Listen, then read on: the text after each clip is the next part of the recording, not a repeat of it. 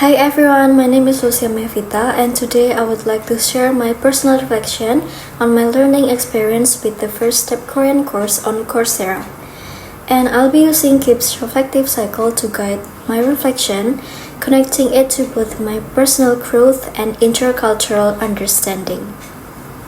So let me start with what actually happened. I joined the First Step Korean course, which is designed for beginners.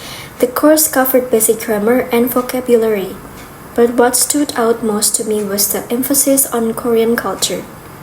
It introduced traditions, family structures, formal speech, and even non-verbal customs like bowing. It was my first time experiencing structured language learning through an online platform like Coursera, and it opened my eyes to how culture is embedded in communication. And then at the beginning, I was both excited and a little nervous. Korean was completely new to me, especially the writing system, Hangul, and all the levels of formality. I remember thinking, wow, this is so different from my own language and culture.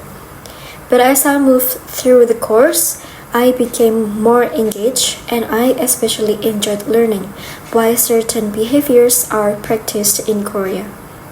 These insights made me feel more connected and curious. I felt proud of myself for stepping out of my comfort zone and trying something new. Now, reflecting on the positives and negatives, one thing I really appreciated was how well the course blended language and culture. I was not just memorizing vocabulary, but I was learning when and how to use it appropriately. Role plays and dialogues made the lessons more interactive and real.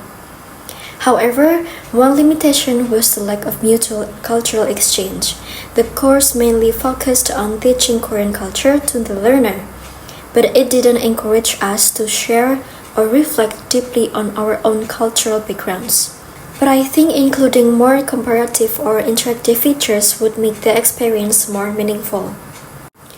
So this course helped me realize that language learning is not just about grammar and vocabulary, but it's about understanding people, values, and worldviews. I could see how Bayram's ICC model fits perfectly here.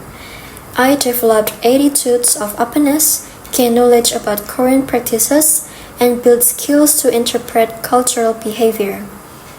However, the course didn't deeply train us to compare Korean culture with our own or prepare us to handle unfamiliar situations. It made me aware that while I was understanding Korean norms, I was not fully reflecting on my own culture in return. Overall, this experience was very valuable. I grew not only as a language learner, but also as someone who wants to build bridges between cultures. I feel more empathetic, more respectful, and more motivated to continue exploring languages. But I also realized the need to go beyond what's presented in a course and reflect more personally and critically. Looking ahead, I have a few goals. First, I want to join language exchange groups where I can actually speak with native Korean speakers. Second, I plan to keep a reflection journal where I compare what I learned with my own culture. And finally, I want to explore platforms that promote intercultural dialogue, not just cultural learning. This way, I can become a more competent and conscious global citizen. And maybe that's all from me. Thank you for listening to my reflection, and I hope this inspires you to see language learning as a path toward deeper cultural understanding and personal growth. See you next time. Bye!